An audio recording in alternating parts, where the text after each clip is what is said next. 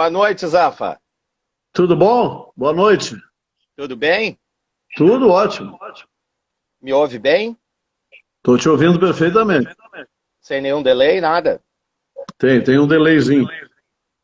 Tens como botar um fone? Talvez seja isso. Para te não te ouvir se repetindo. Só um pouquinho. Tá? Dentro da minha bolsa. Não, velho. Traz, não. Só um pouquinho. Vamos Fica tentar melhor, melhorar. fica melhor, porque senão tu fala e te ouve, né? E não tem como manter uma linha de raciocínio. Isso aí. Vamos tentar. Só um pouquinho. Vamos lá. Tá. A minha pasta. A minha pasta. Deixa isso aqui que tu tem aqui, não cabe?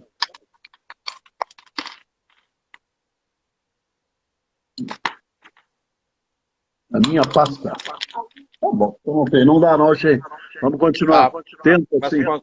tu consegue me ouvir e consegue falar. Perfeitamente. Tá. Bom dia, boa tarde, boa noite. Boa noite, já quase.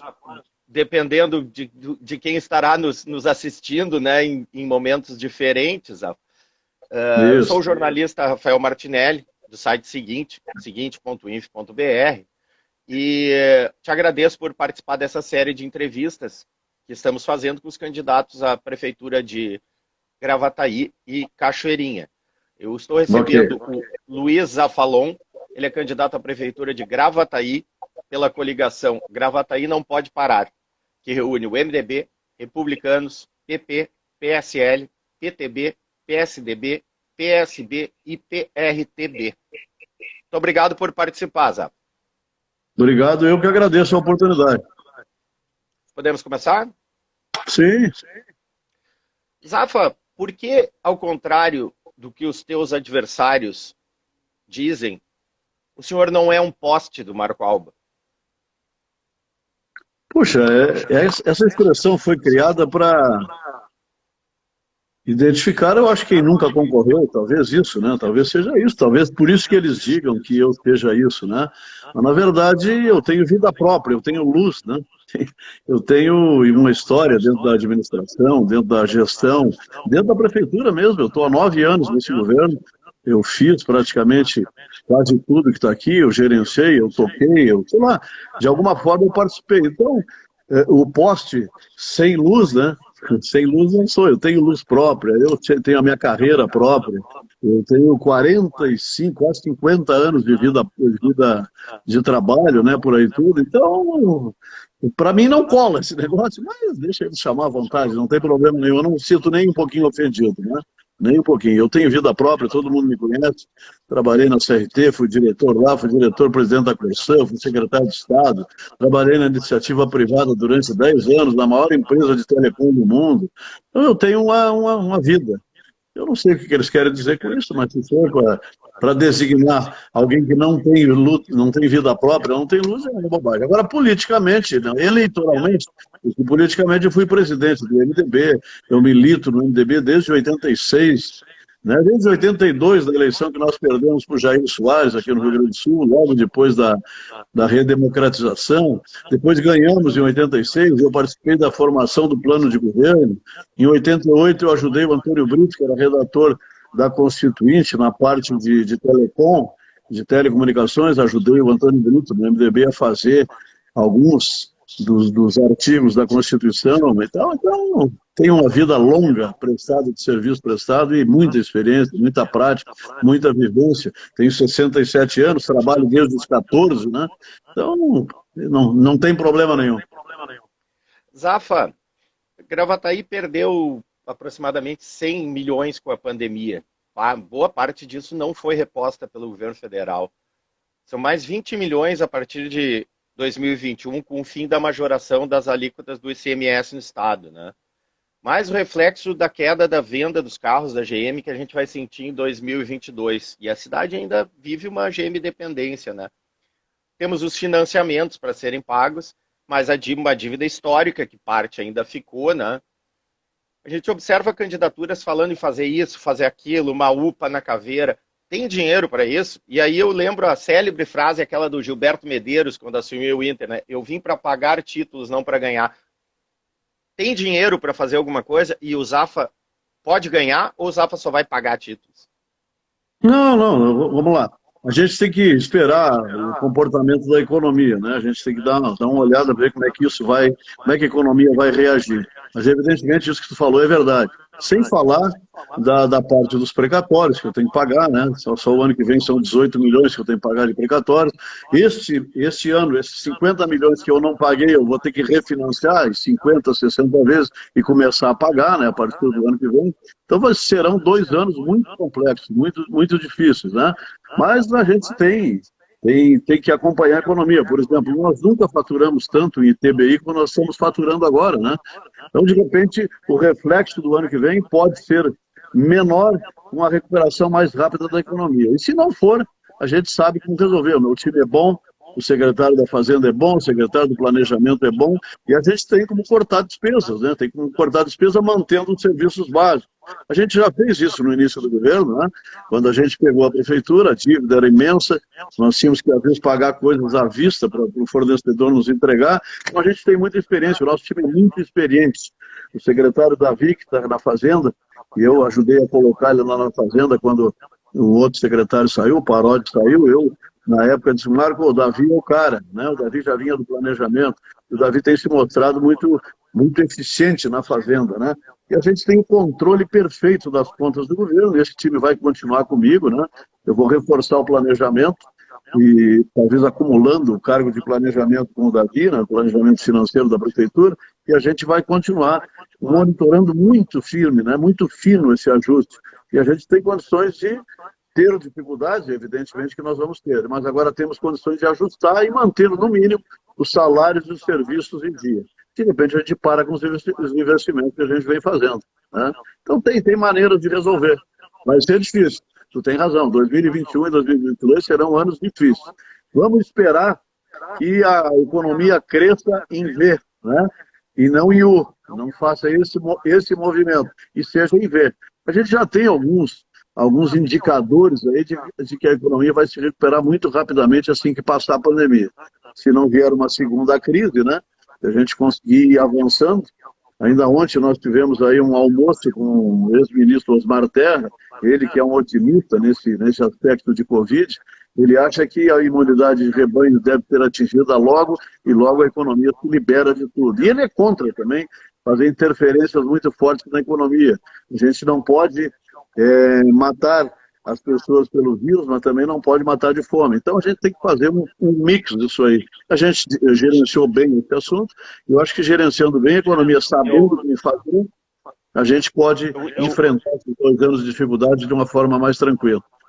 Eu quero lhe perguntar depois sobre a pandemia também, Zafa, mas Okay. antes, assim, a prefeitura, ainda nessa questão das finanças, a prefeitura paga uma alíquota complementar para o Instituto de Previdência, que se o céu seguir o limite, né, em 15 anos vai ser preciso pagar quase 2 folhas por mês. Né?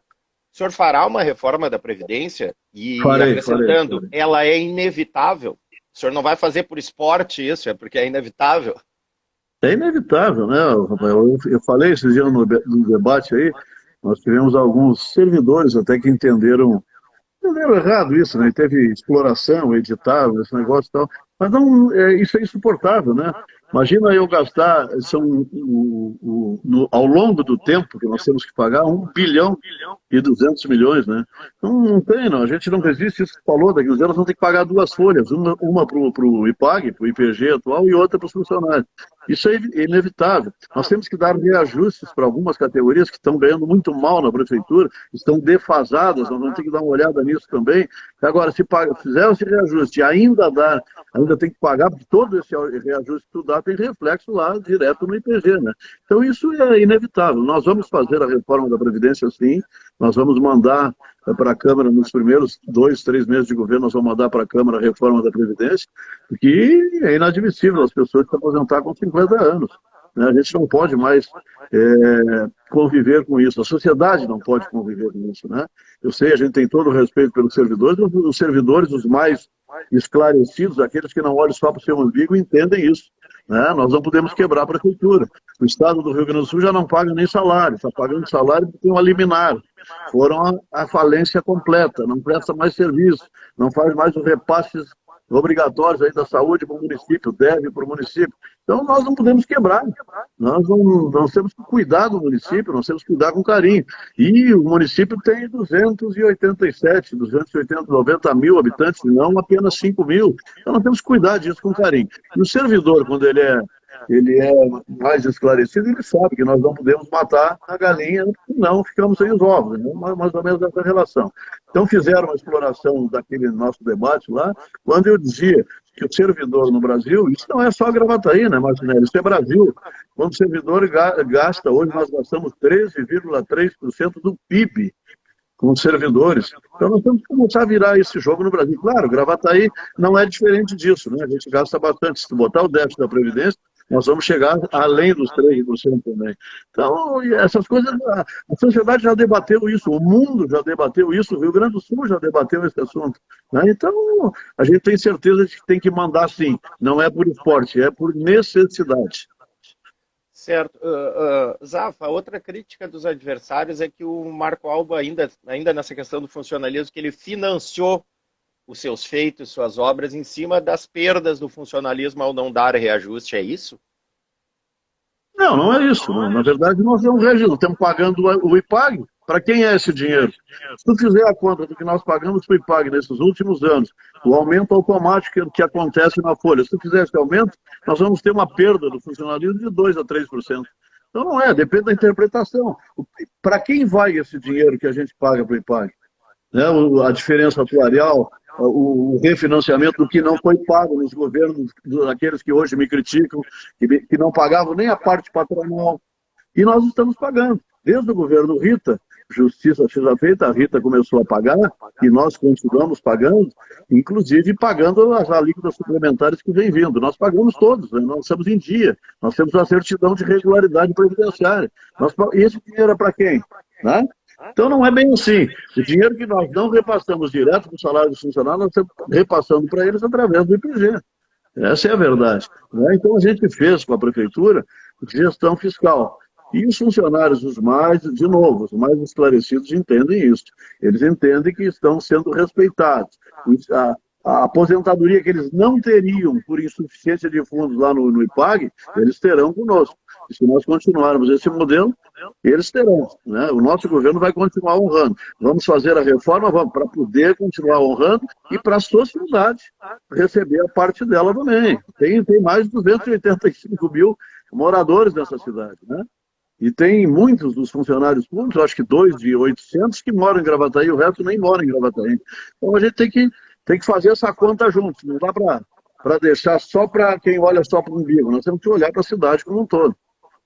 Ainda nessas críticas dos adversários, uma das questões que são colocadas é a questão desses financiamentos, né, que a prefeitura fez. Foi a forma encontrada para investir, né? Aí eu uso para ilustrar, para quem não sabe do que a gente está falando, as pontes do Parque dos Anjos, né? Uma obra simbólica, né? Colocam isso como uma conta para os futuros prefeitos. Então, o Marco Alba endividou a prefeitura?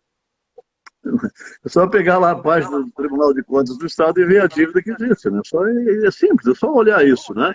Nós pegamos lá em 2013 com 56% de endividamento e atualmente está em 16%, né? Basta olhar, né? Nós pagamos 350 milhões de contas, Rafael, que olha, vai ser difícil tu achar onde elas estão. Nós temos que fazer, basicamente, para encontrar onde estão esses 350 milhões de contas, uma visita. Vai lá no IPAG, está lá. Né? Lá tem uma dívida, está lá, é fácil. Agora, as nossas obras, 100 milhões que nós financiamos, 110, a gente fez 86 milhões de obras com endereço. Eu acho que eu ainda vou alugar uma van e convidar os candidatos e os críticos para ir em cada um desses endereços. Precisa chegar lá, aqui tem tantos milhões, aqui tem tantos milhões, aqui tem tantos milhões. Vai fazer a conta, vai chegar nos 86 milhões que nós deixamos, né? Então, isso vai dar aí 1 milhão por mês que nós vamos pagar dessas dívidas, né? Mas a cidade sabe onde está. O brabo é ter pago 350. Ainda tem para pagar, né? Por exemplo, a CDG. A CDG que nos entregaram aquele negócio, tinha 20 milhões de reais, nós tínhamos que gastar só 20 milhões de reais, só da CDG, só de prejuízo da CDG, que nós estamos pagando até hoje. A usina está penhorada até hoje, a usina antiga penhorada até hoje por causa de dívida trabalhista da CDG, que eram dirigidas pelo nosso adversário, né? Nosso adversário era a CC lá na CDG. O pai dele era presidente e ele era CC. Só esta empresa que me entregaram tinha 20 milhões de passivo, né? Isso dá 3 pontes do Parque dos Anjos, né? Então eu tenho aonde mostrar, onde estão os 350 que eles deixaram e aonde estão os 80 e poucos que nós investimos, né? O georreferenciamento, a cidade hoje é georreferenciada, né? Gastamos para fazer no financiamento, gastamos, mas está ali, é fácil de mostrar. Eu gostaria de alugar uma van e levar eles num tour pela cidade para eles enxergar obra por obra, endereço por endereço, onde estão o dinheiro que nós financiamos. E tem mais uma vantagem, eu sempre digo isso. Quem sabe fazer obra pública com início, meio e fim, e puxar, inclusive, o fim, a gente faz com dinheiro no caixa, e não dinheiro do caixa. Porque o dinheiro do caixa é uma ficção. Olha, no mês tal nós vamos faturar 40 milhões. E aí chega no fim do mês, a gente fatura 20 com a pandemia, por exemplo. O que eu faço com a empreiteira? Mando embora, ela dispensa os empregados, eu perco os insumos, perco a obra feita. Quando eu reiniciar a obra, eu vou ter que fazer uma obra nova. Então, quem sabe fazer obra pública e privada também, né? Eu não vou fazer um puxado aqui na minha casa sem dinheiro, né? Vai ficar uma confusão. Eu não vou fazer uma reforma na minha cozinha sem dinheiro, vai ficar uma confusão. Então, obra pública bem feita não é com dinheiro do caixa, é com dinheiro no caixa. E a gente faz com empréstimo subsidiado, as agências de fomento estão aí emprestando para o mundo todo, não é no Brasil, é o mundo todo, subsidiado, com prazo para pagar. As obras que nós fizemos se pagam sozinhas, né? Eu pego o exemplo aqui dessa que falou há pouco da ponte do Parque dos Anjos. Nesse novo eixo de desenvolvimento que nós criamos na cidade, duplicando o Centenário, duplicando as pontes e duplicando até a Pirelli, que cria um novo eixo de desenvolvimento da cidade. O que acontece de eventos ali, de obras, de investimentos, rende o ITBI, rende o SSQN, rende o STM lá adiante, e esses negócios botam dinheiro no meu caixa que eu pago a obra que eu fiz e entro na fila de novo. Então tem uma lógica essas obras, né? Mas é quem sabe fazer, quem fez, né? Eu tenho certeza absoluta, eu sempre digo isso. Por que eles não fizeram a duplicação da ponte do Parque dos Anjos? Porque eles nem sabiam quanto custava. Aquilo ali custou 6 milhões de reais, tudo aquilo que está ali. Eles não sabiam o preço. Quem nunca fez não sabe, né? Então, quem já fez alguma coisa na vida, quem já participou, quem já dirigiu grandes times, quem já dirigiu grandes orçamentos, sabe quanto é que custa uma ponte, quanto é que custa uma estrada, e sabe que aquilo ali vai render negócios, que esse dinheiro volta para a prefeitura, o secretário da Fazenda tem que saber que esse dinheiro que volta é para pagar o financiamento e para poder entrar na fila de novo. Hoje, só para ter uma ideia, os bancos estão ligando para a prefeitura dizendo o seguinte: olha, o limite de crédito de vocês é 400 milhões. Nós estamos olhando aqui os indicadores da prefeitura, vocês baixaram o endividamento, vocês estão pagando em dia, vocês estão regular com todos os indicadores que o Banco Central pede, vocês podem pegar mais 300, né? Hoje, se eu quiser pegar, se o Davi quiser pegar e o Marco Alba lá, é só ligar para o banco e tem 300 milhões à disposição. Então é isso, essa é a lógica que a gente implementou. Então, dívida, não, nós estamos deixando investimentos visíveis, o endereço. Zafa, para a gente seguir na pauta, desculpa te interromper, eu vou fazendo isso para a gente poder seguir adiante. Vamos entrar na pandemia, uma coisa chata, um assunto chato, né? As pessoas gostariam muito que isso não estivesse aqui, mas a pandemia continua, né? A gente tem a possibilidade de chegar, de ter uma segunda onda sem a primeira ter acabado, né? Como liderar um processo na cidade de um novo abre e fecha, a questão sanitária, hospital de campanha, como é que tu te prepara para isso, caso eleito? Olha, eu tenho duas linhas tranquilas a seguir que vão monitorar o que a gente fez. O primeiro trabalho que o Marco Alba fez gerou uma grande experiência na equipe, né? A nossa equipe de saúde hoje, o nosso pessoal da Secretaria de Saúde, comandados pelo Jean, tem uma grande experiência do que foi, de como a gente tem que se comportar, né? E existe ainda, eu tenho ainda um grande ganho. Eu tenho o doutor Levi trabalhando comigo, né? O doutor Levi é o meu vice. O doutor Levi vai ser o meu vice, ele vai estar ao meu lado, me dando luzes nessa área, né? A gente tem um doutor, um médico, um cara que trabalha há 30 anos na medicina, né? Um cara conceituado na cidade. Inclusive, o meu adversário apresentou ele de porta em porta, 4 anos atrás, com uma solução para Gravataí, né? Então, eu confio nessa apresentação que o meu adversário fez para a cidade, mas eu conheço o doutor Levi. O doutor Levi é uma pessoa de bem, um médico de sucesso, um estudioso, um homem que tem pós-graduação em administração hospitalar. Então, eu tenho a experiência do que nós vivemos aí nesse último ano, 2020, né?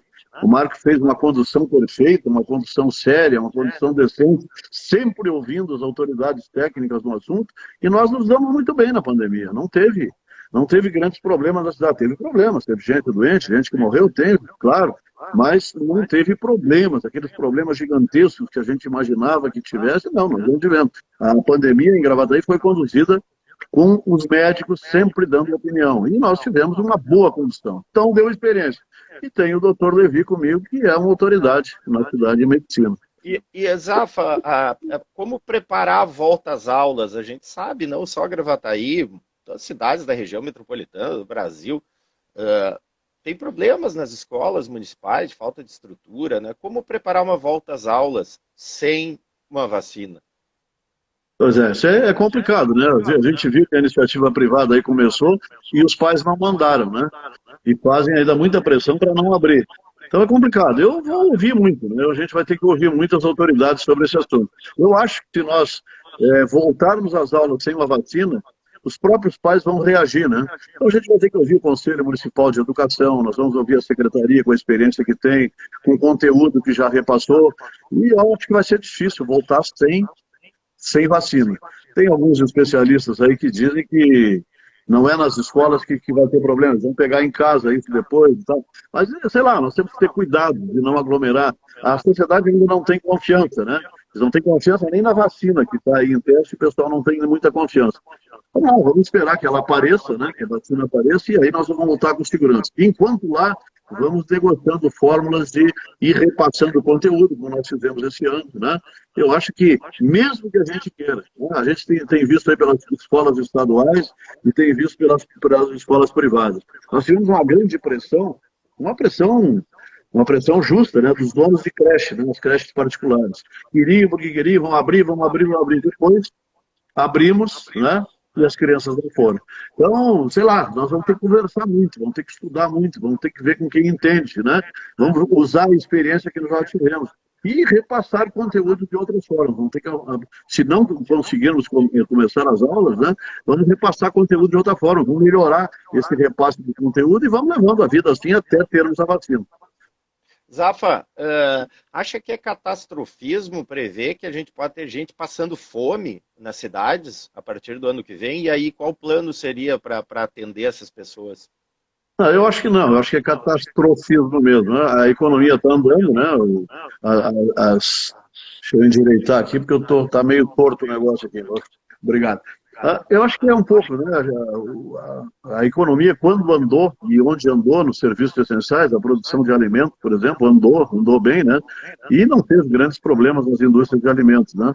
E eu acho que o comércio, como um todo, ele vai continuar com os cuidados, com os protocolos, seguindo os protocolos, vai continuar trabalhando. E a economia vai começar a se recuperar. A gente teve a experiência, viu o que a gente fez de errado, o que fez de acerto, e eu acho que já nós temos condições de ir retomando a economia de outra forma, com bastante protocolo, com bastante cuidado. Eu tenho andado por aí, pelas empresas, tenho visto, né? Esses dias eu fui visitar a Fitesa, por conta da campanha, fui convidado pela diretoria da Fitesa. Os protocolos que eles têm lá na Fitesa para a gente entrar na empresa, para a gente circular por dentro da empresa, é maravilhoso. Eles continuam trabalhando e produzindo normalmente de uma outra maneira, né? Então, eu acho que não. Eu acho que nós vamos nos adaptar a isso. E a economia vai continuar funcionando mais e melhor, eu acho que nesse ano de 2021. Vamos ter a segunda onda? Não sei se vamos ter, né?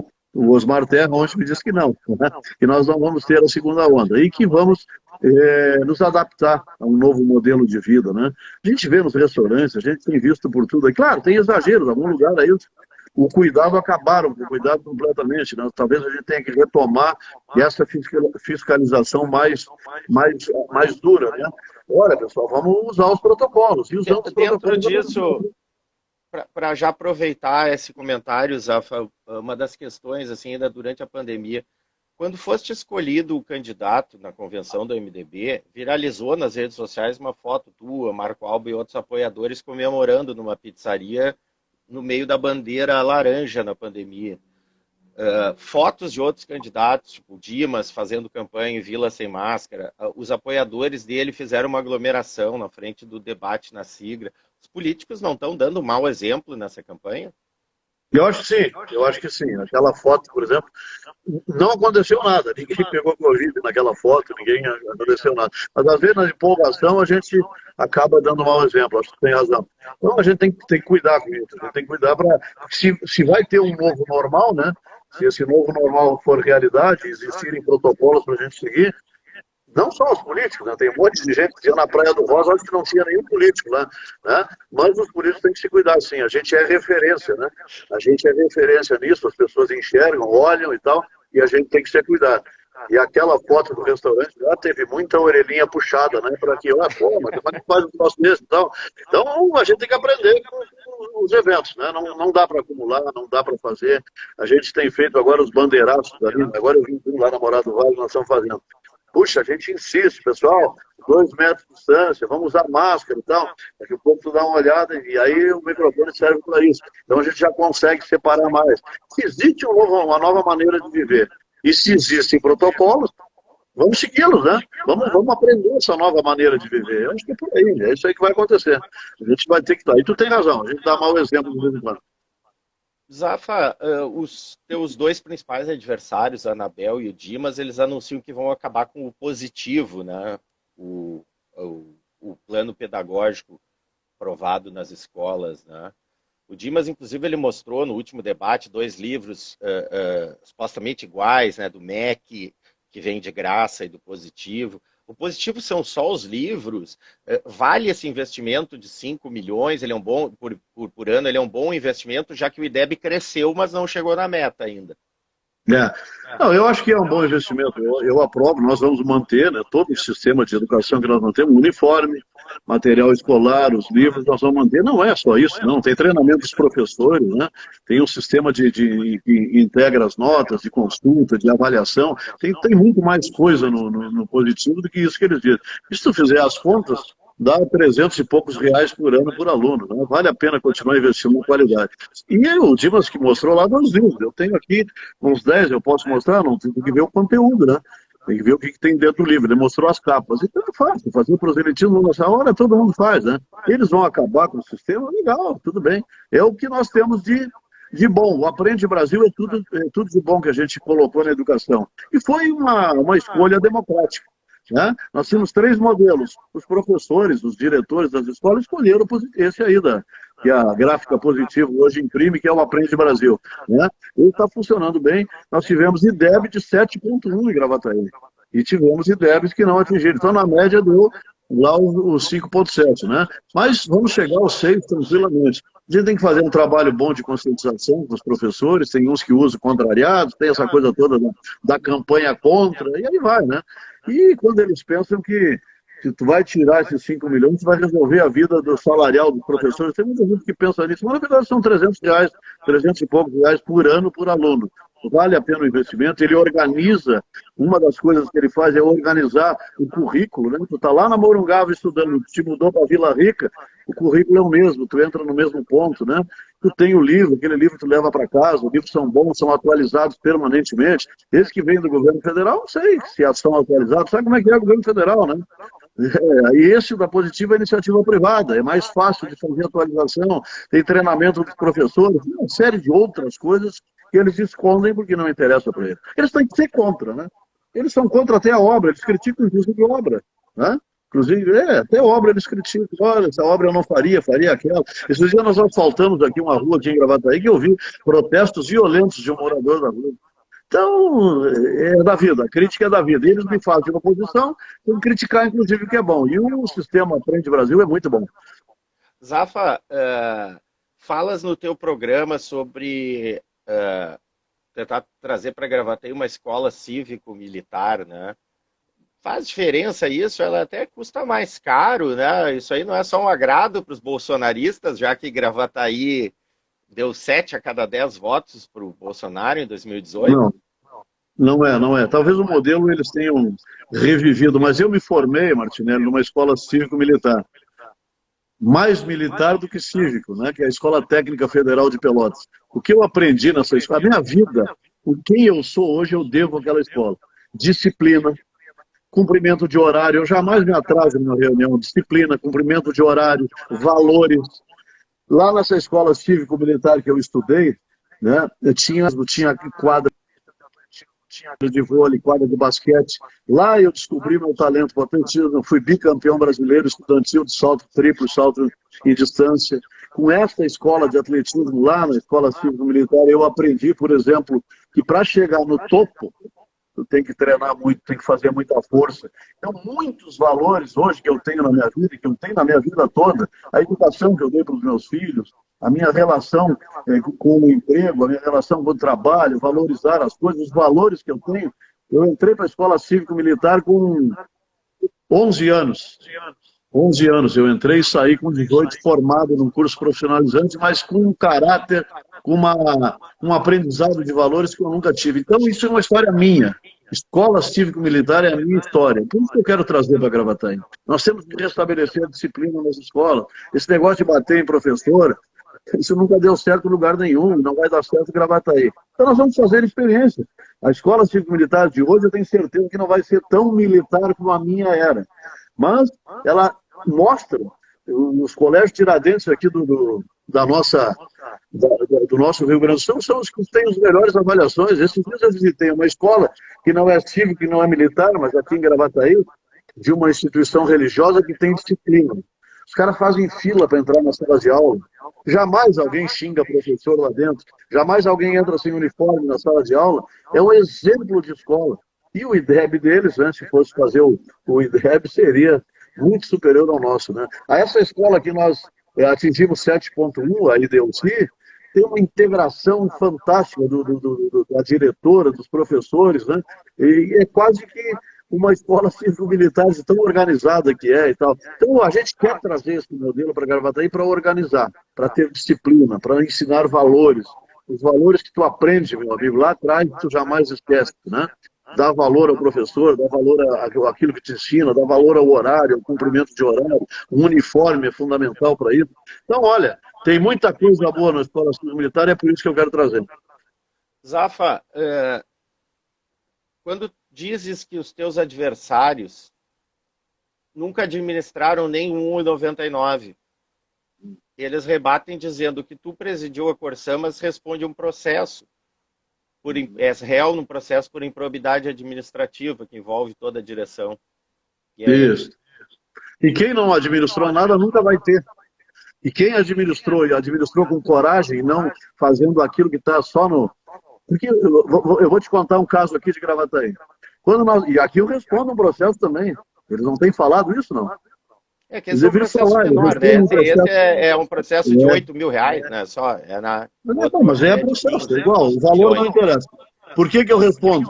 Porque quando eu assumi a prefeitura deles, eles me entregaram quebrada, tinha muitas coisas que eu tinha que comprar e pagar à vista. Senão eu não tinha o produto. Né? E aí tu não cumpre a ordem cronológica. Né? Como é que tu vai cumprir a ordem cronológica? Tu tem que comprar. Eu me lembro que chegava no 24 horas o caminhão daquela empresa que fornece oxigênio, como é que é? White Martins, botava as mangueirinhas e ligava para o escritório deles em Canoas. Prefeitura de Gravataí está em dias? Não, tem um calote aqui de não sei quantos R$1.000. E aí o cara ligava para mim, eu era secretário de governo e secretário da Fazenda na época. A gente só vai abrir as torneirinhas se vier aqui com dinheiro.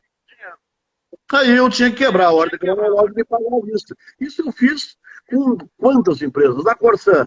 A Corsã é uma empresa que obedece regras, né? Obedece as regras lá que a gente tem que obedecer. Tu tem que, em determinado momento, se tu é presidente de uma empresa, tu tem que tomar decisões. E se tem alguma coisa que tu tem que tomar decisão, tu tem que tomar, independente de responder o processo. Depois tu te defende, prova por que tu fez, e certamente tu vai ser absolvido. Agora, se não, tu bota um computador na mesa do presidente, programa ele e ele faz só o que está no livrinho, mas aí não precisa presidente, aí tu bota qualquer um. Então, todo administrador que for administrador com coragem, com vontade de fazer e com sabedoria, ele vai ter processo. Eu, no meu tempo de Corsã, eu demiti 50 e poucas pessoas. E por isso eu respondi na justiça, até hoje. Hoje não, já. Eu acho que da Justiça do Trabalho não me chamam mais por causa disso. Mas eu demiti muita gente na Corsã por processos administrativos. Ele saiu fora da regra, a comissão processante dizia, olha, tem que demitir, eu demitia. Olha, se o cara roubou da Corsã, por exemplo, eu demitir. Depois disso ele entra na justiça contra ti por dano moral, por exemplo. Vai ter que ir lá responder. Agora, quem nunca fez nada, quem nunca dirigiu absolutamente nada, provavelmente não tenha processo. Jamais vai ter um processo, a não ser que ele bata em alguém na rua. Zafa, Gravataí tem um problema crônico de falta de água, falta de saneamento. Né? O que tu conseguiu fazer como presidente da Corsã? E essa PPP é solução, é garantia de resolver esses problemas? Essa foi assinada? É a única alternativa que nós temos. Eu vou te dizer o que eu fiz para que isso acontecesse. Essa PPP nasceu no nosso governo lá. Eu não era presidente, mas eu era secretário de Estado junto com o Marco, e depois, como presidente, eu ainda encaminhei o processo do PPP. Quando ele estava todo concluído, o Tarso Genro levou à frente, fez a PPP que nós propomos no governo Ieda e teve vencedor. Mas daí, por questões ideológicas, ele engavetou. Quando nós começamos a fazer o movimento aqui em Gravataí para sair da Corsã, porque nós queríamos fazer esgoto sanitário e água de qualidade, o Sartori pegou a PPP feita lá no governo Tarso e botou na rua, e botou na rua e existe hoje na PPP. Então ela é a única alternativa, a Corsã jamais vai fazer. E o que eu fiz na Corsã para que isso se tornasse realidade? Dos 323 municípios que eu atendia na época que era presidente da Corsã, eu e o Marco Alba renovamos 240 contratos de concessão. A Corsã só existe hoje, viva e forte, porque nós fizemos. E por isso ela pode participar em condições iguais com a iniciativa privada e fazer uma PPP e fazer a contrapartida. A Corsã existe porque nós renovamos 240 contratos de concessão e mantemos a Corsã viva. Por exemplo, Gravataí foi renovado pelo Marco Alba. Canoas, renovada pelo nosso governo, lá na época do nosso governo, que nós éramos secretário de Estado. Então, nós fizemos muito pela Corsã, nós mantemos ela viva, ela investindo pouco, mas investindo, e não investindo nunca em esgoto. A Corsã não faz esgoto, é prejuízo para ela fazer esgoto. Agora, a iniciativa privada vai fazer, porque ela vai botar nesse negócio, nesses 9 municípios da região metropolitana, algo em torno de 2 bilhões de reais de investimento e vai ter que se ressarcir. Então, agora, existe condição, sim, de sair o esgoto na nossa cidade. E água, a Corsã vai só com água. Ela vai largar o esgoto de mão, vai entregar, já entregou, inclusive, para a iniciativa privada, e vai fazer só água. Se olhar na cidade hoje, uma primeira providência a Corsã já está tomando. Aqui em Gravataí, a Corsã perde 50% da água que produz. Mais de 50%. A perda em Gravataí é mais de 50%. Entre gato e perda por furo na rede. Está trocando toda a rede, está vendo ali no centro, no centro não dá nem para andar no centro. É a Corsã que buscou financiamento do BNDES e está fazendo um trabalho de recuperação das redes em Gravataí. E vai ter que, evidentemente, melhorar. Tem uma nova adutora saindo, quem passa naquela linda ponte do Parque dos Anjos que nós fizemos, vai ver uma rede nova ali, uma adutora nova passando do lado. Aquilo é obra para melhorar o abastecimento de água da cidade. E uma coisa, quem fez o plano de saneamento da cidade, fui eu que fiz, o plano de saneamento municipal, tem lá os indicadores que nós vamos exigir da Corsã e tem lá a qualidade que a Corsã tem que prestar no serviço da cidade. Então nós vamos dar pressão na Corsã agora, porque agora só tem água para fazer, e a água é rentável. O esgoto, o prejuízo prejuízo para a Corsã. Para a iniciativa privada ele é rentável. Agora, para a Corsã, eles vão ter que fazer água em Gravataí. Vão ter que fazer, nós vamos multá-los permanentemente, nós vamos criar comissões com a sociedade para fiscalizar esse negócio de uma forma melhor. Isso está lá no plano de saneamento básico da cidade, que foi esse moço aqui que fez. Zafa, se eleito, vais manter o contrato com a Millenarium, a clínica do Levi, que é o objeto do pedido de impugnação que foi feito contra ele, contra vocês, né, contra a chapa. Vocês venceram no município, na Justiça Eleitoral local, mas o Ministério Público opinou no recurso que teve ao TRE, opina de que o contrato não tinha cláusulas uniformes, né? O procurador regional, né, federal, opinou. E aponta que o custo é mais elevado do que a prefeitura recebe pelo SUS, né? Vai manter esse contrato? Se for bom para a prefeitura, eu vou, porque às vezes eu posso fazer uma nova licitação, porque tem que se desincompatibilizar, se nós eleitos sair da Milionário, é o Levi, né? Ele vai ter que se desincompatibilizar do contrato. E o contrato, se for bom para a prefeitura, vamos manter, sem dúvida nenhuma, claro. Porque se tu faz uma licitação nova e ele sai mais caro, sei lá como é que está o mercado hoje, vamos olhar. Se for, não tem problema nenhum, o serviço é bom, é bem prestado, né? É a única, acho que tem gravado aí que faz isso. Então, se não for bom, a gente desfaz, não tem problema nenhum. O Levi não está vindo para a prefeitura para manter o contrato dele, está vindo para a prefeitura para me ajudar na área de saúde. Ele não precisa disso, né? Ninguém tem dúvida a respeito disso. Isso é crítica de novo, né? Crítica que tem que fazer. Eles fazem até sobre o que é bom. E se esse contrato for bom, vamos manter, sim. Nós temos coragem para fazer isso. E se não for bom, a gente faz outro. Não tem problema. A Santa Casa está se equipando aqui, né? Tá modificando completamente. Hoje teve uma grande solenidade em Gravataí, né? Eu fiz uma visita ao diretor da Santa Casa, o diretor do hospital aqui, Dom João Becker, da Santa Casa, e hoje às 11 da manhã lançaram aqui o serviço de cardiologia em Gravataí. O melhor serviço de cardiologia do estado, né?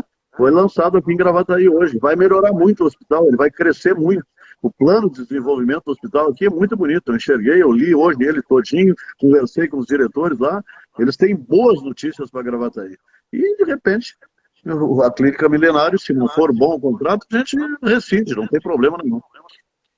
Zafa, no debate da SIGRA, transmitido pelo Seguinte na segunda-feira, o senhor se apresentou como candidato da direita, né? O senhor repetiu mais do que uma vez isso. Em live hoje, comigo, ao meio-dia, o seu adversário, Dimas, ele lembrou que na sua base de apoio tem o maior partido hoje de esquerda em Gravataí, o PSB, e tem também outros petistas lhe apoiando. Uhum. Ah, não, a gente não nega apoio. Quem quer apoiar um belo projeto, tem espaço.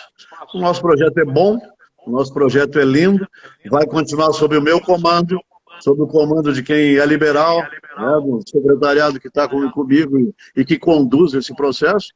E quem quiser apoiar um bom projeto da cidade, pode ver que tem espaço. Se ele tiver boas ideias, se tiver bom conteúdo e quiser aprovar, inclusive petistas, tem ex-petistas, eu não sei se são ex ou são atuais, que estão nos ajudando aí, e se eles tiverem disposição de assumir esse projeto que a gente tem, nós somos de direita, assim, somos liberais, basta ver o que a gente fez no município.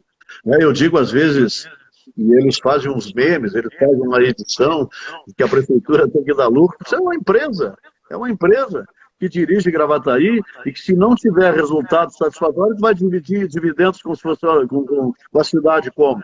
Nós temos 285 mil acionistas que têm que receber pelo imposto que gera. Eles estão aqui na cidade para receber isso.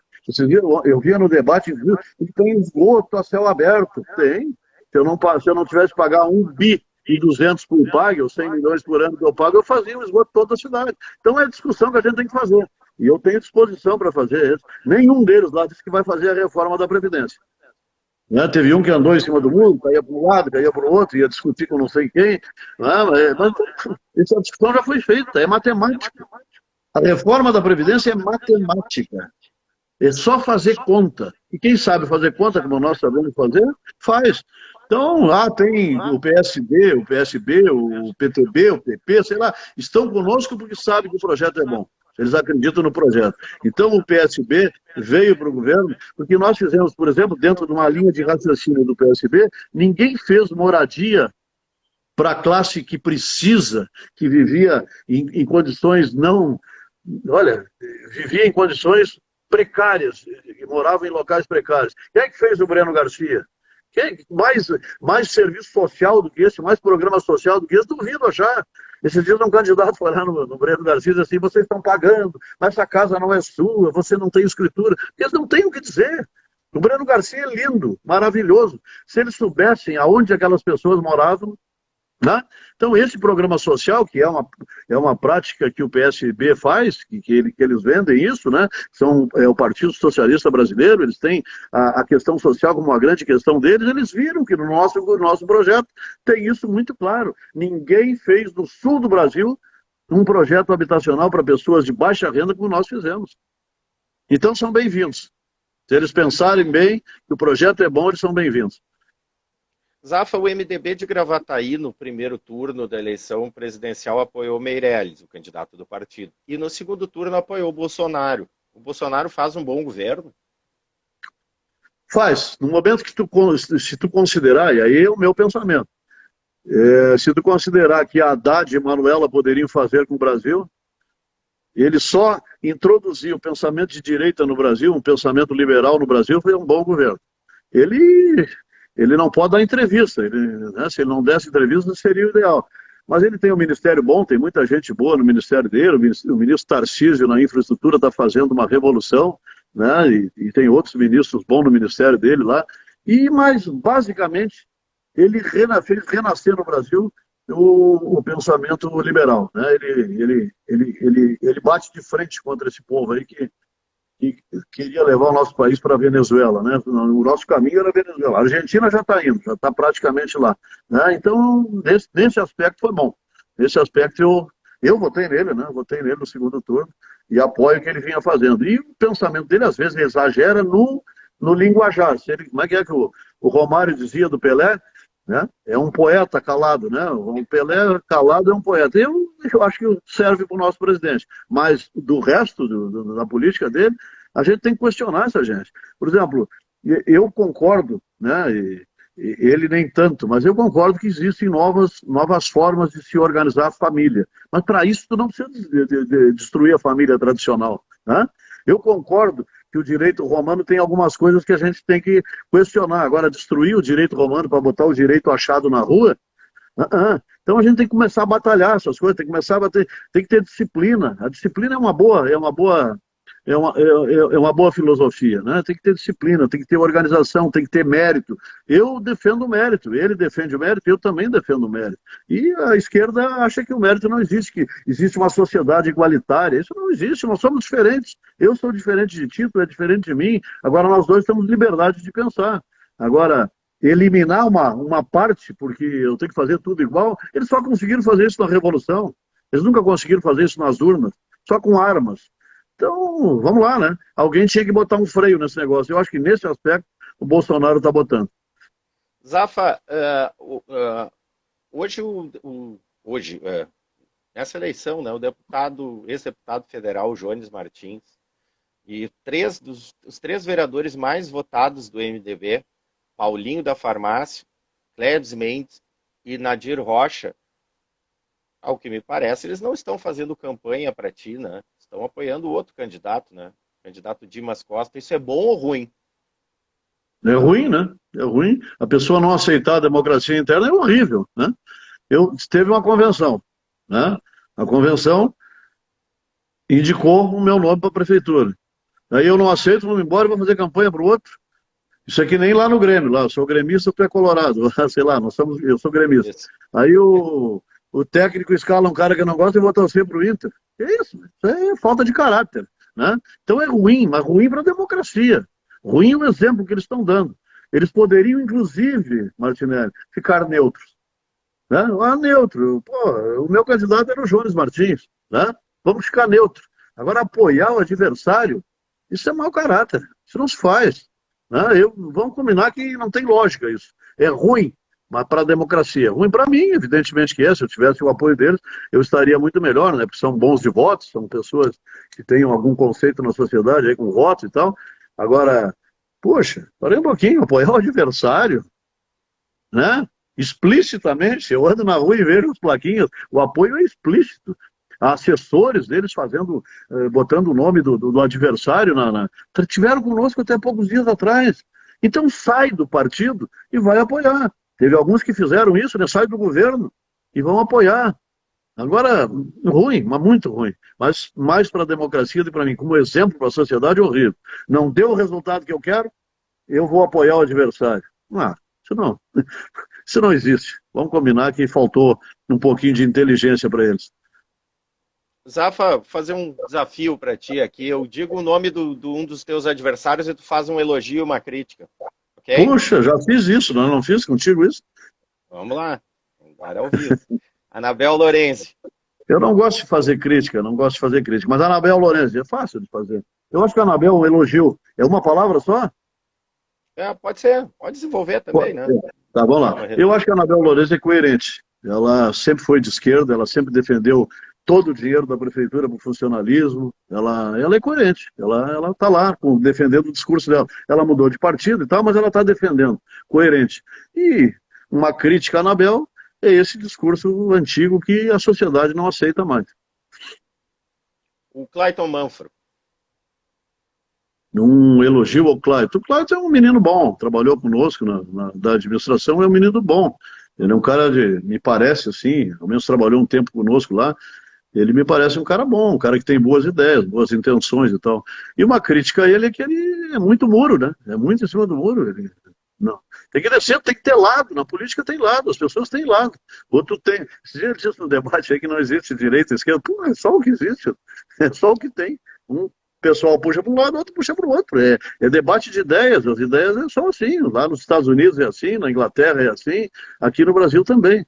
Então, eu acho que muito muro. Dimas Costa. No Dimas. Puxa, o Dimas eu vou te contar, vai ser difícil de eu fazer. O Dimas ele é obstinado, né? Ele vai atrás dos objetivos dele com muita força, né? Comigo ele é muito educado, a gente sempre teve respeito um pelo outro e tal. Em cima do caminhão ele perde a educação comigo, mas pessoalmente ele é educado. Ele é obstinado, ele busca o objetivo dele e tal, já foi candidato a deputado, agora é candidato a prefeito. E um defeito, escolher maus amigos. Puxa, tem uma turma do lado dele, Deus o livre. Mas tá bom, é isso. Ele não sabe escolher as pessoas que andam com ele. Jairo Carneiro. Puxa, eu não conheço muito o Jairo, eu te confesso que eu não conheço. Mas também ele, igual a Anabel, ele tem lado, né? Ele ficou lá, ele não pulou do barco.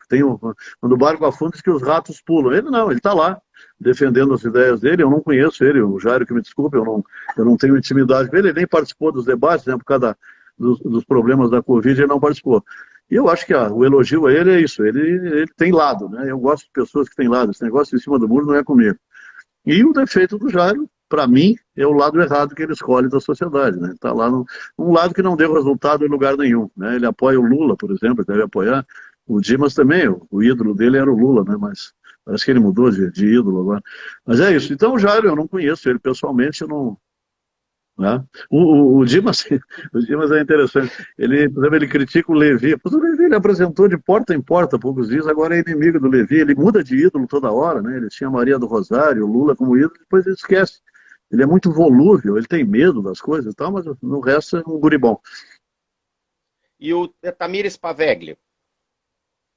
A Tamires, bom, a Tamires, um elogio a ela é entrar na política, né? Uma pessoa com a idade dela, jovem, né?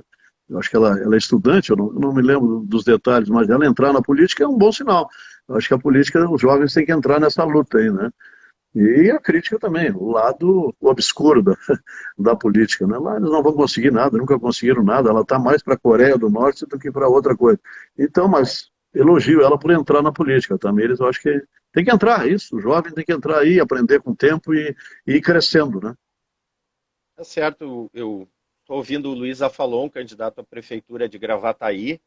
Essa entrevista, Zafalon, a gente vai distribuir em todas as plataformas do seguinte, né, para as pessoas acompanharem. Vou te passar o link também para te passar para os teus eleitores. E gostaria que no encerramento agora tu deixasse uma mensagem para o eleitor de Já, Gravataí. encerramento? Pô, tá tão boa a conversa, nós vamos parar agora. Boa conversa, ótima conversa. Pô, excelente. Uma mensagem final, é isso que quer dizer? Isso. Bom, vamos lá. Eu sou candidato do governo, né? Vocês sabem do meu perfil, eu sou direita, sou liberal, mas basicamente eu quero continuar o trabalho que eu iniciei com o Marco Alba, né? A gente fez um governo bom, a gente modificou a vida da cidade, a gente criou novas alternativas, E esses dias eu dizia para as pessoas, Gravataí é uma cidade maravilhosa para morar. A gente gosta da cidade. Eu estava tentando, estou tentando convencer a minha filha a sair de Porto Alegre e vir morar aqui, porque ela mora na Zona Sul, leva sim, quase uma hora para chegar onde ela trabalha, que é na 24 de outubro. Eu digo, vem morar aqui, tu está morando em Gravataí, uma cidade linda, tu está no caminho da praia, tu está no caminho da serra, tu está a 15 minutos do aeroporto, e tu vai lá no mercado público comprar um peixe e não pega nem uma sinaleira. Quer dizer, nós moramos num local maravilhoso, Gravataí é maravilhoso, local bom de morar. Gravataí só precisava transferir para a sua população e para a sua cidade a riqueza que ela tem. Nós somos a quarta economia, um PIB fantástico de 12,4 bilhões por ano que a gente produz nessa cidade. Basta a gente direcionar esses recursos para uma boa gestão. E é isso que eu quero continuar, é isso que o Zafra quer fazer. O Zafra e o Dr. Levi querem continuar esse trabalho que o Marco Alba iniciou, né? E agora a gente tem o aprendizado todo desses 8 anos de governo, 9 com o Guacimar, eu estava lá com o Guacimar, nós queremos fazer isso. Entregar para a cidade uma condição melhor, que a cidade se modernize, que a cidade consiga cada vez mais buscar investimentos e se modernizando, né? E tem tanta coisa para fazer nessa cidade, tem tanta coisa para resgatar nessa cidade. Eu ando pela cidade toda e tem lugares que, olha, dá pena de ver, de falta de infraestrutura, né, que a gente tem que fazer, mas a gente sabe como fazer. Eu, o Zafra e a minha equipe, o pessoal que vai continuar comigo aí, o pessoal que vem para mim, para o governo comigo, vai saber fazer isso, né? A gente sabe como é o caminho, como é que a gente faz gestão fiscal eficiente. Então essa é a mensagem que eu deixo para os amigos. Domingo agora, né, se a gente quer continuar nesse modelo, é 15, né? Vamos votar no 15, vamos manter esta equipe trabalhando e nós vamos revolucionar a maneira de fazer política na cidade. Já fizemos isso e vamos continuar fazendo. A gente sabe o caminho. Experiência é fundamental. Quando eu brinco que o cara tem que ter experiência, que não teve de 1,99, se tivesse de 1,99, o cara sabia que existe uma coluna da despesa e uma da receita, que essas coisas tem que falar uma com a outra. Então, o meu pedido ao eleitor é que preste atenção, que compare, faça a comparação minha com os demais, a minha obra com os demais, o meu vice com os demais, faça essa comparação e vamos votar correto, vamos votar certo. Dia 15 é 15. Tá certo, muito obrigado, Zafra, obrigado por ter respondido todas as perguntas e o sucesso para o amigo. Obrigado, Rafael, foi um prazer conversar contigo, foi um belo papo. Vamos ter que fazer mais desses depois, aí quando eu estiver como prefeito lá. No mínimo uma vez por semana eu quero conversar contigo. Abraço, obrigado. Grande abraço.